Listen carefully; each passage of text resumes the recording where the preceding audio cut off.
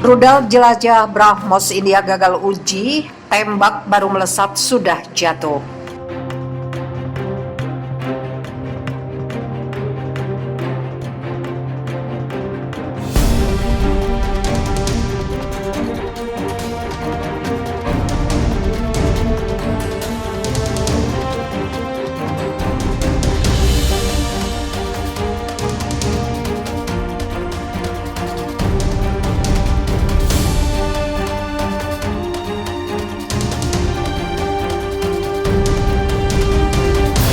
Rudal jelajah supersonik BrahMos gagal selama uji tembak yang dilakukan di lepas pantai Odisha, India pada hari Senin. Misil itu jatuh sesaat setelah lepas landas. Misil BrahMos sangat jarang mengalami kegagalan dalam uji tembak. Insiden ini sedang diselidiki otoritas pertahanan setempat. Versi rudal jelajah yang gagal di uji tembak itu diklaim memiliki kemampuan untuk menghantam target hingga 450 km. Rudal itu jatuh tidak lama setelah peluncuran pagi ini. Alasan kegagalan akan dianalisis oleh tim gabungan ilmuwan dari Organisasi Penelitian dan Pengembangan Pertahanan dan Perusahaan Kedirgantaraan BrahMos, kata sumber yang mengetahui kegagalan uji tembak misil tersebut kepada Asian News International atau ANI Selasa 13 Juli. Sumber tersebut mengatakan kegagalan uji tembak rudal jelajah supersonik itu diduga karena masalah dengan sistem propulsi. Kendati demikian, tetapi penyebab pastinya akan diketahui hanya setelah analisis lengkap dari tes tersebut. Rudal jelajah supersonik BrahMos sebelumnya digunakan untuk menjangkau target di bawah 300 km, tetapi sekarang akan digunakan untuk menyerang target pada jarak yang lebih jauh dengan kecepatan supersonik. Sejumlah versi lain dari rudal jelajah supersonik sebelumnya dikembangkan oleh BrahMos Aerospace di bawah usaha patungan antara Organisasi Penelitian dan Pengembangan Pertahanan India dan NPO Mashinostroyenia Rusia. Rudal jelajah supersonik BrahMos mendapatkan namanya dari dua sungai, Brahmaputra di India dan Moskva di Rusia.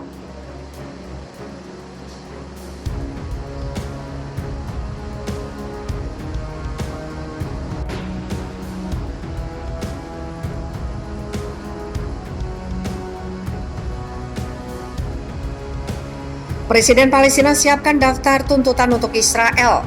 Presiden Palestina Mahmud Abbas telah menyusun daftar tuntutan yang akan disampaikan kepada Amerika Serikat jika negosiasi dengan Israel dilanjutkan.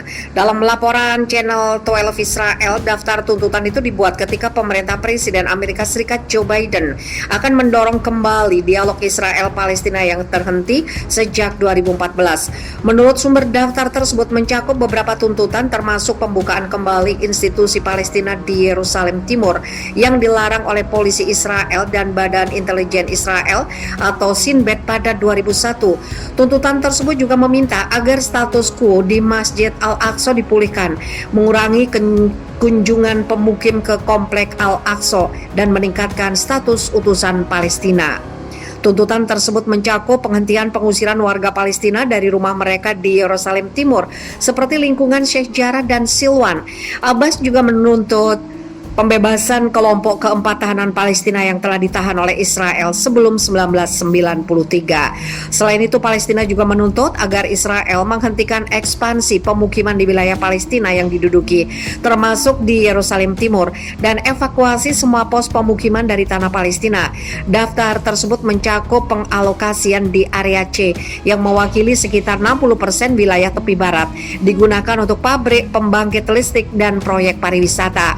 Abbas juga meminta agar kekuatan perencanaan dan perizinan diberikan ke Palestina, memperkuat kehadiran Palestina di area B, dan membangun jalur kereta api di wilayah tepi barat.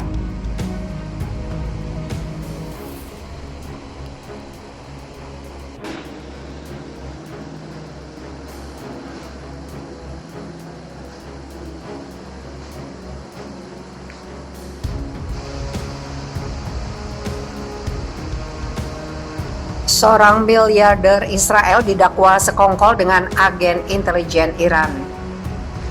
Seorang miliarder Israel didakwa melakukan kontak dan bersekongkol dengan agen intelijen Iran. Selama kontak itu dia berbagi informasi termasuk tentang pasukan keamanan negaranya.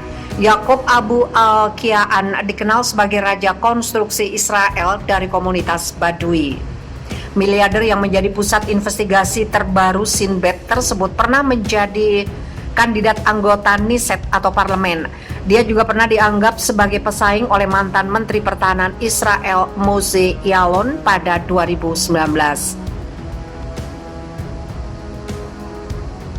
Yakub Abu Al-Kiaan pada hari Senin didakwa menyampaikan informasi kepada pejabat intelijen Iran yang merinci aspek-aspek tertentu dari negara Israel.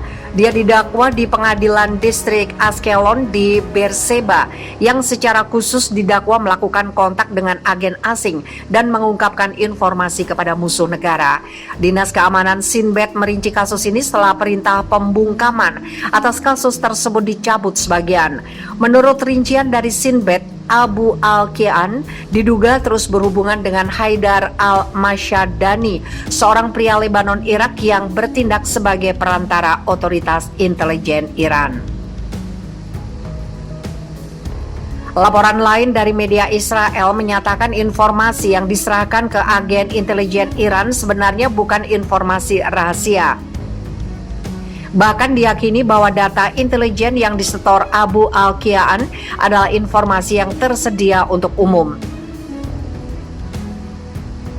Mengutip Channel 12, data intelijen yang diberikan miliarder itu tidak bernilai dan itu merinci pergerakan Menteri Pertahanan Israel Benny Gantz, informasi yang sudah tersedia untuk umum. Saat itu tidak jelas berapa lama Abu Al-Kiaan mempertahankan kontaknya dengan Al-Mashadani, seberapa sering percakapan keduanya serta siapa pejabat Iran yang menerima pembaruan informasi dari sang miliarder. Sepak terjang Abu Al-Kiaan dilaporkan terkait dengan minat sang miliarder dalam memperluas peluang bisnisnya sendiri. Menurut laporan Net News Selasa 13 Juli, Abu Al-Kiaan menolak tuduhan selama proses pengadilan hari Senin.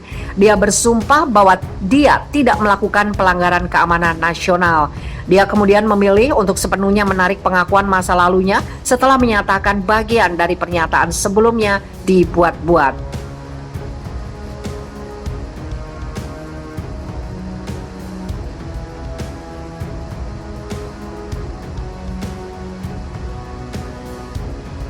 Namun Abu Al-Kiaan memang mengaku pernah menjalin hubungan bisnis dengan agen asing.